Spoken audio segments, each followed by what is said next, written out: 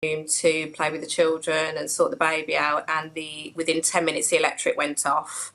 And not unusual, it was a very snowy morning, so didn't really think anything of it. Then within a few minutes he could smell burning. He went into the kitchen, opened the kitchen door, and that was when it was just like all the smoke was sort of bellowing out, and he could see 2 foot flames literally flying out of the tumble dryer.